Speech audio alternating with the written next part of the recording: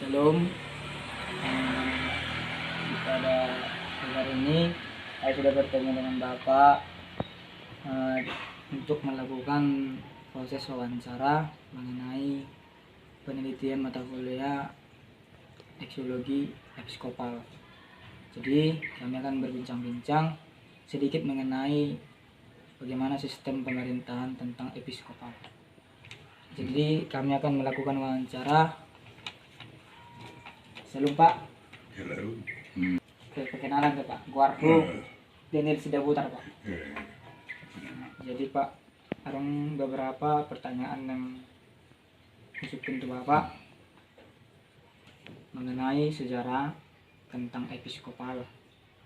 Bagaimana caranya untuk menemukan tentang peran dari pemimpin episkopal Pak?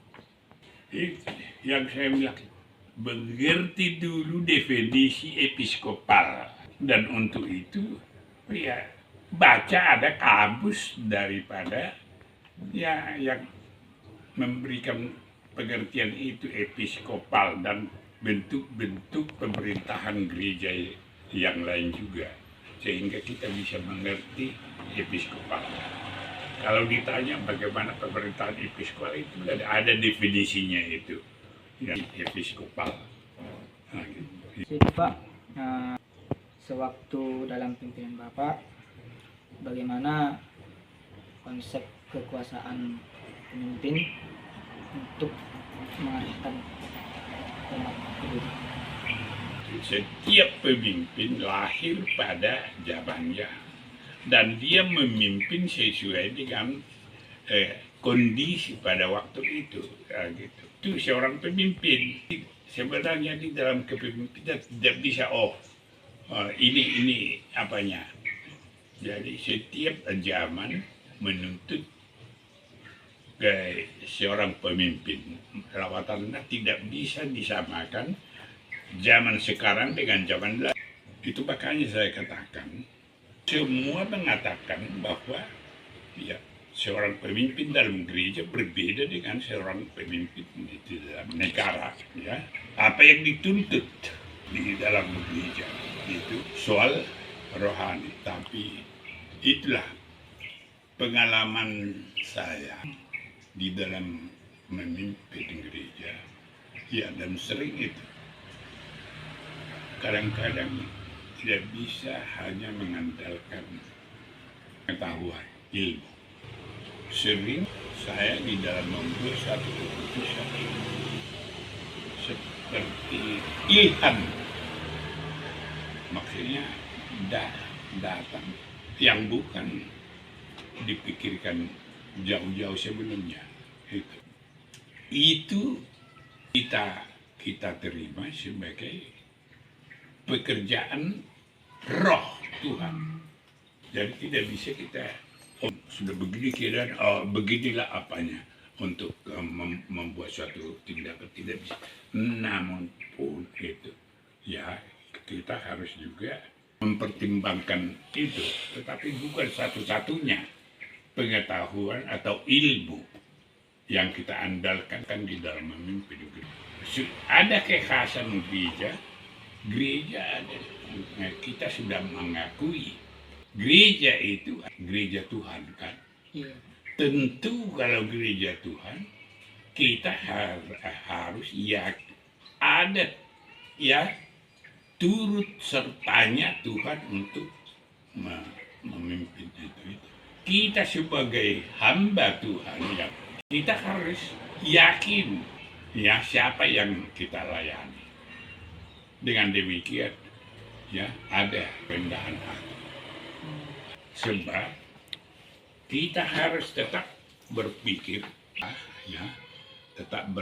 bahwa saya ya siapa saya kok bisa menjadi diparat menjadi hamba Tuhan. Saya bukan siapa. Itulah perasaan saya waktu memimpin. Oleh karena itu saya tetap berserah kepada Tuhan. Nah, orang yang berserah ya, tanpa ada kerendahan hati tidak akan mungkin berserah kepada Tuhan. Itu seorang pemimpin harus memiliki kerendahan hati. Ya, ya itu. Kalau ada kerendahan hati, melihat besarnya perbuatan Tuhan di dalam dirinya, dia akan berterima kasih. Dia akan merasa bahwa dia terpanggil untuk melayani. Ya, kalau tidak ada kerendahan hati, makan korupsi.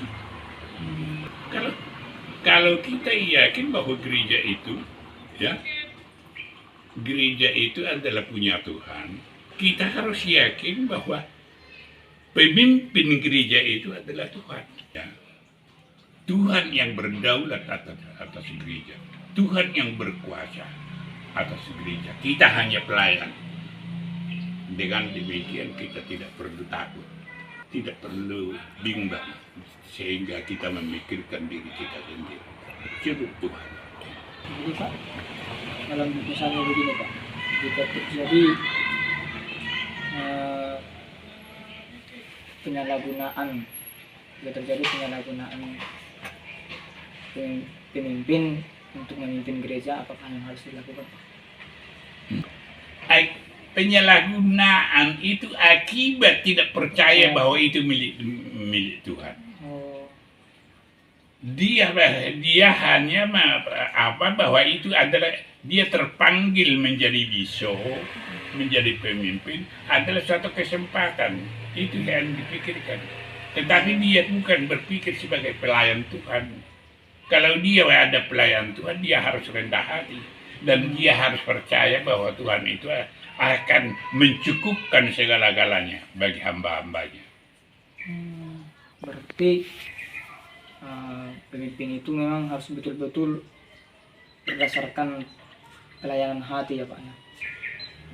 Hati yang melayani gitu lah. Artinya seorang pemimpin harus menganggap bahwa dirinya itu adalah seorang hamba yang diberikan kesempatan untuk melayani.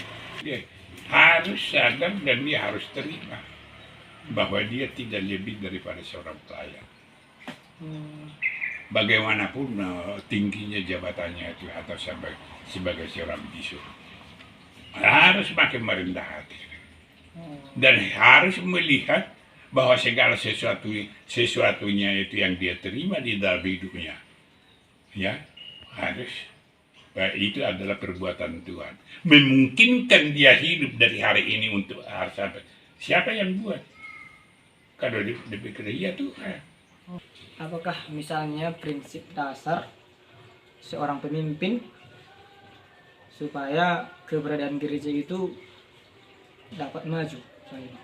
Semua pemimpin mengharapkan kemajuan gereja. Sebab disitulah orang melihat dia kemampuannya sebagai pemimpin. Tapi melaksanakan kepemimpinan, dia mengandalkan siapa? Mengandalkan kemampuannya sendiri kah? Yang yakinkah dia mengandalkan yang mempunyai gereja itu, yaitu Tuhan? Ya, banyak orang mengatakan bahwa dia percaya. Tetapi hanya sedikit orang yang benar-benar yakin bahwa Tuhan itu sebagai pemimpin gereja dan pemilik gereja. Banyak orang itu yang percaya ya bahwa Tuhan itu percaya, ya. Tapi hanya sedikit orang yang percaya dan yakin bahwa Tuhan itu sebagai pemimpin gereja itu cukup. Harus nyata dalam perbuatan. Adonggo lawatan bahasa Inggrisnya. Ya. Do what you say what you do. Berarti keberadaan gereja ini memang harus didasarkan dengan pertumbuhan rohani itu Pak. Jalan wae PI sudah kurang. Maka saya bang akan dongan. Baca saya udah bagi-bagi bang. rekayasa manusia, ya harus ada komunikasi dengan sian itu kan, ini pemilihan lalu akhirnya itu terakhir. Aku heran doa, giling mahita na makaray, yang kedengaran hanyalah rekayasa manusia nih. Apa yang harus kita perbuat, apa yang ulang itu begini. Ala itu sehiano makatai kita mengenai waduh ibadah Tuhan. Aduh, si jalur Tuhan. Jadi, dengan umbeh itu hagugun ni Tuhan. Nasu jadi badung ni Tuhan. Kalau memang udah dasarnya dipilih Tuhan nanti. Alai yang kita dah kaya sadar mana pribadi mana mulo ahida awan yang bisu awan yang dah kaya isi dong iban na hudokon jadi isu yang sangat hebat pemilihan pimpinan di setiap gereja.